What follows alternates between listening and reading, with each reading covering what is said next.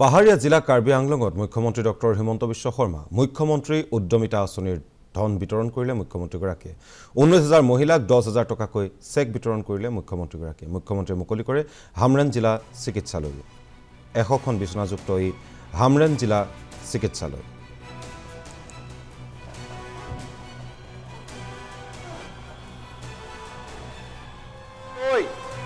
বিভিন্ন কাম কাজ আমি গাঁৱত আৰম্ভ কৰিছো আমাৰ মনত এটা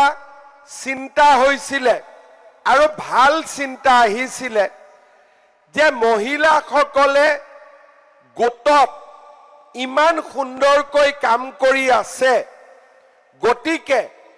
এই মহিলাসকলক আমি যদি আৰু অলপ আগবঢ়াই দিওঁ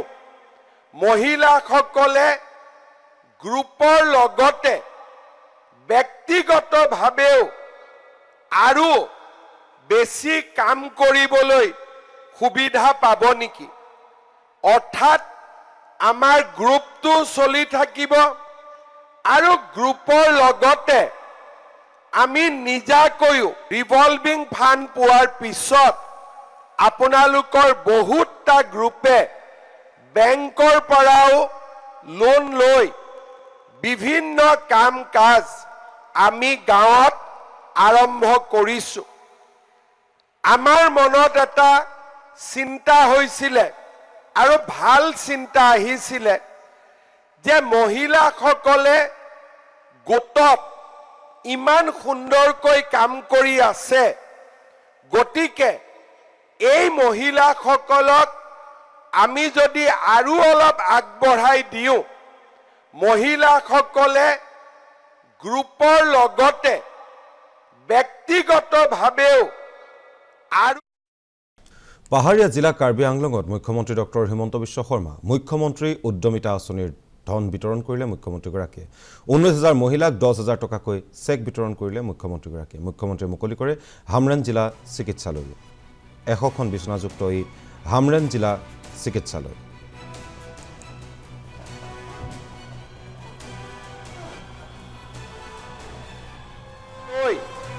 বিভিন্ন কাম কাজ আমি গাঁৱত আৰম্ভ কৰিছো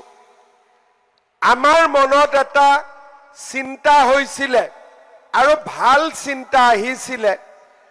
যে মহিলাসকলে গোটত ইমান সুন্দৰকৈ কাম কৰি আছে গতিকে এই মহিলাসকলক আমি যদি আৰু অলপ আগবঢ়াই দিওঁ মহিলাসকলে গ্ৰুপৰ লগতে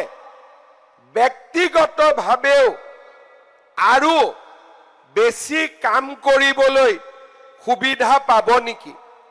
অৰ্থাৎ আমাৰ গ্ৰুপটো চলি থাকিব আৰু গ্ৰুপৰ লগতে